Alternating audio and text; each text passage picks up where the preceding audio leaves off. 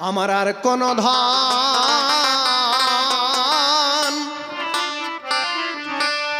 ওরে নাই দরদি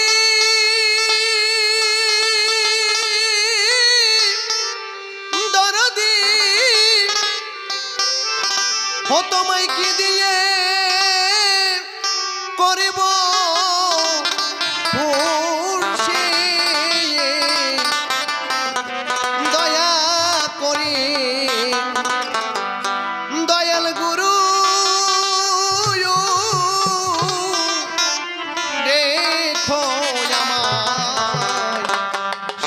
দাসী দয়াল বলি দয়াল দেখো আমার শিবাদাসী দয়াল বলি দয়াল দেখো আমার শিবাদাসী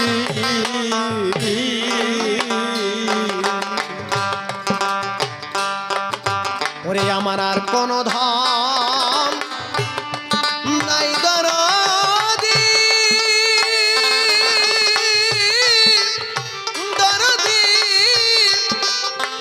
ওরে তোমায় কি দিয়ে করিব খুশি দয়া করি দয়াল গুরু দেখো বাবা শিবাদাসী দয়া করি দয়াল গুরু দেখো আমায় শিবাদাসী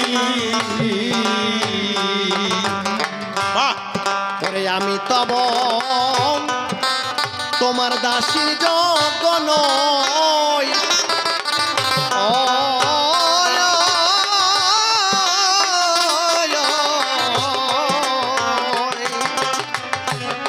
ওরে তবু পড়া এই পড়া মনে বলে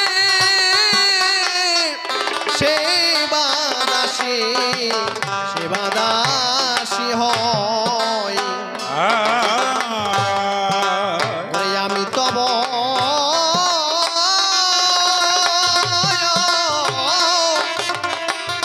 ওই দাসীর যোগ্য নই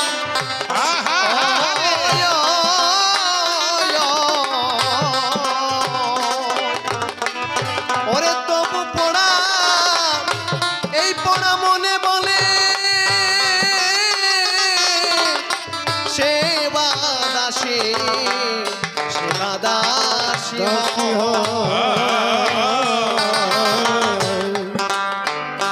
ওরে আমি বোঝালে মন ওরে বোঝে বা কই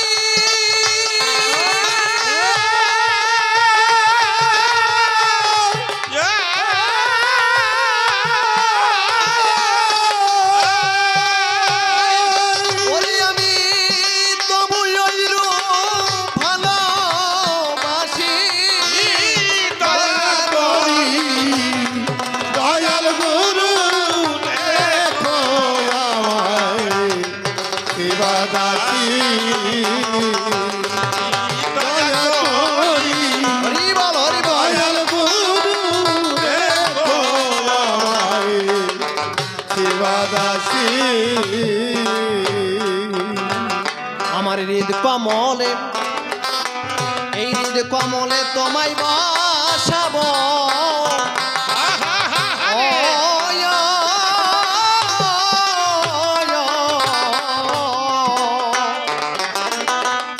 ওরে মনে বলে এই নয়ন জলে চরণ ধোয়াব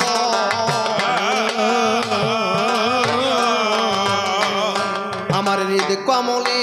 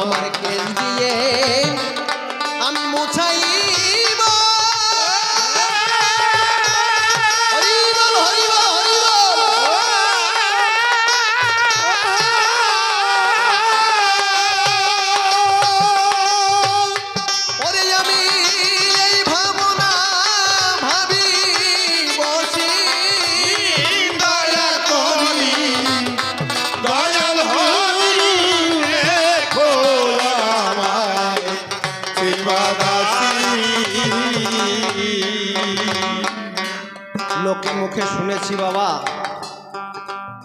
ভস্য বা ছাই ফেলতে গেলেও নাকি ভাঙা কুলোর দরকার হয়।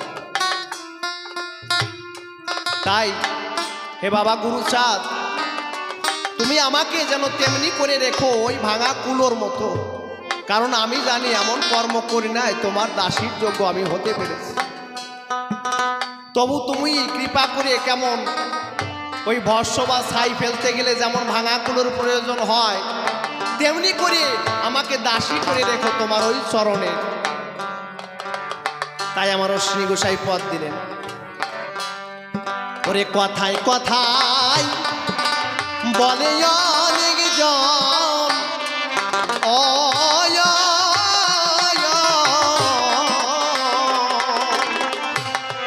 ওরে ভস্য ফেলতে ওই ভাঙা কুলো করে প্রয়োজন।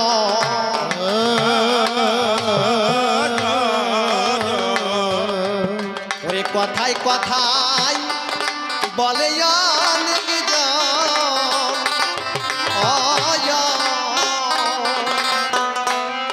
ভস্য ফেলতে ভাঙা কুলো করে প্রয়োজন।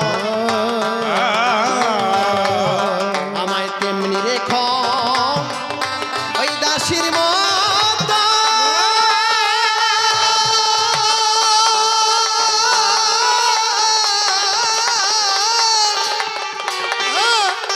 ওরে আমি সে যোগ্য নই, বাঞ্ছা বেশি দয়া করি। দয়াল গুরু রেখো সেবাদাসী, দয়া করি দয়াল গুরু রেখো বলে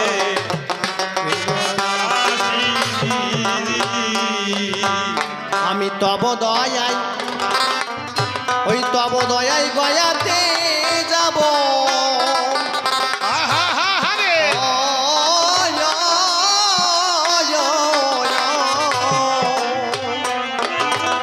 এই কামনা যা এই জননী মায়ে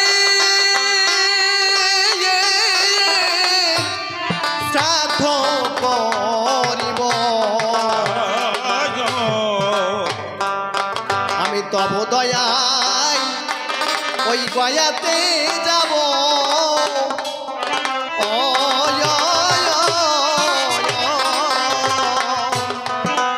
আমার কামনা এই জননী মায়ে শ্রাদ্ধ করিব। ভ্রান্ত পিতার নামে ওরে পিণ্ড দিব।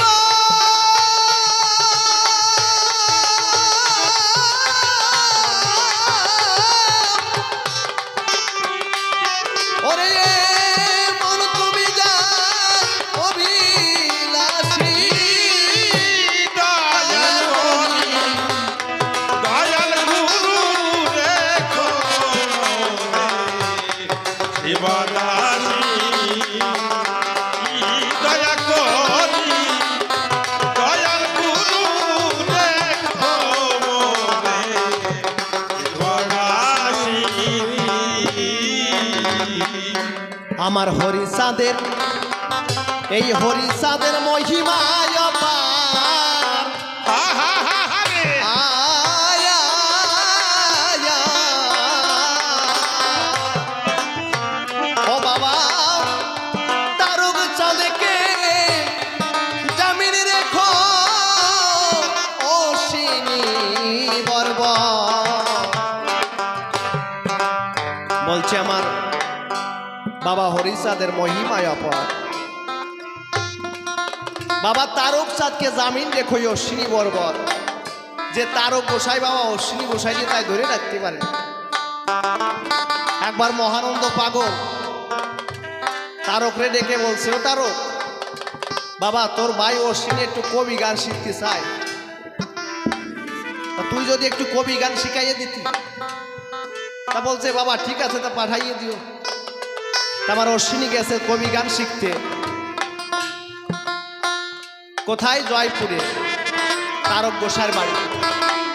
তারক গোসাই বলছে, বাবা কবি গান শিখতে গেলে বসে থাকলে হবে না, গুরুধামে এসে কর্ম করতে হয়।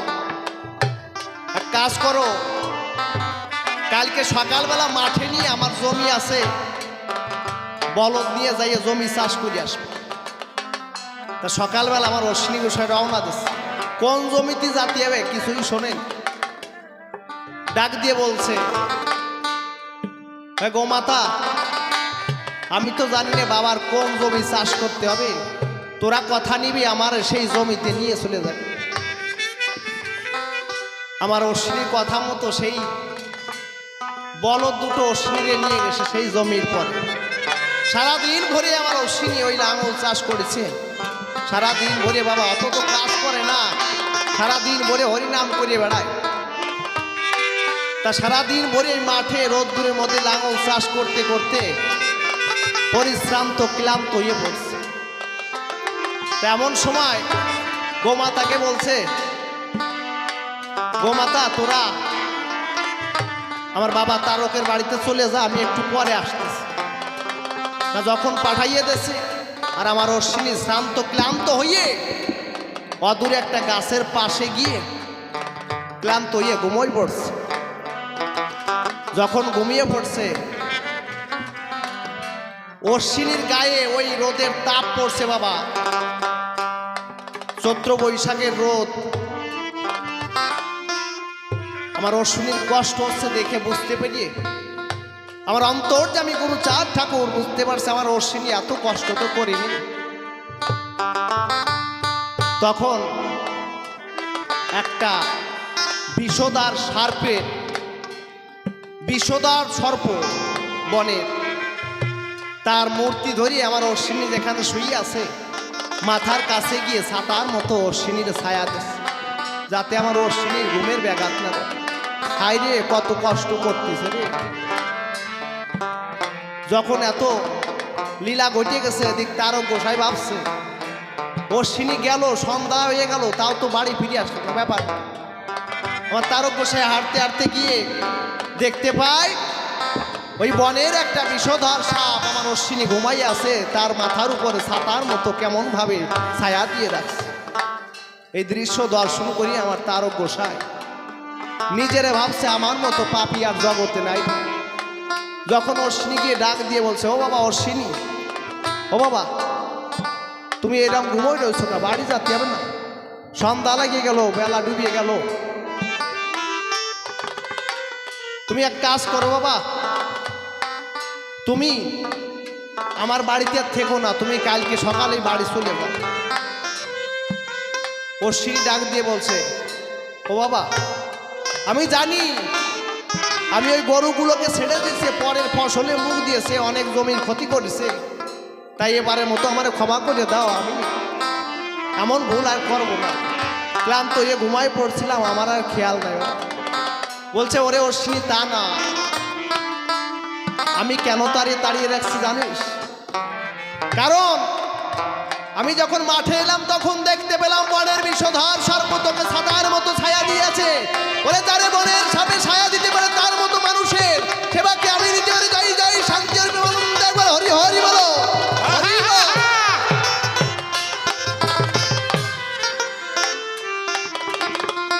ও বাবা অশ্বিনী, ওরে যার কষ্ট দেখে বনের বিষধর সাপ এসে ছাতার মতো ছায়া দেয়, সেই অশ্বিনীরে আমি কাজ করাচ্ছি বাবা। তাই আমি চাই না তোরে আর কষ্ট দিতে, তুমি বাড়ি ছিল না। সেই অশ্বিনী গোসাই বলছে, আমি এমন কোনো ধন নেই যারে যে ধন দিয়ে তোমারে খুশি করতে পারবে। তাই এই হরিচাঁদের বাজারে ভক্তদের এমন অপূর্ব লীলা। তাই আমার অশ্বিনী গোসাই গুরুদেবকে সম্মান রেখে বলছে, বাবা তারকচাঁদকে জামিন রেখে আমার অশ্বিনী আছে বর্বর, নিজেকে বর্বর বলে তারকচাঁদকে জামিন রেখেছে। কেন? আমার তারক গোসাই আমার অশ্বিনী গোসাইয়ের কবিগুরু ছিল। তাই এই হরিচাঁদের মহিমায় অপার। অশ্বিনী গোসাই এই কারণে পদ দিলেন, ওরে আমার হরিচাঁদের ওরে মহিমায় অপার। আয়, আয়, আয়। ও গো শয়তানক চাঁদকে ওরে জামিন রেখো ও সিনি বরবা। ও তবে গুরু চাঁদ তাই ওরে করবেন স্বীকার।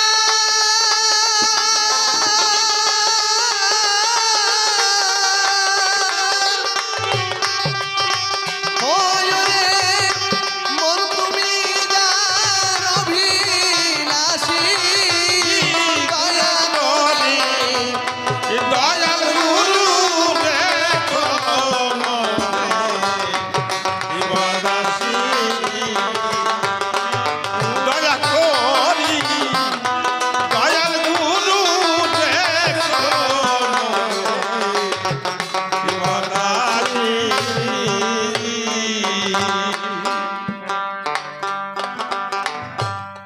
রসিক সরকার নামটি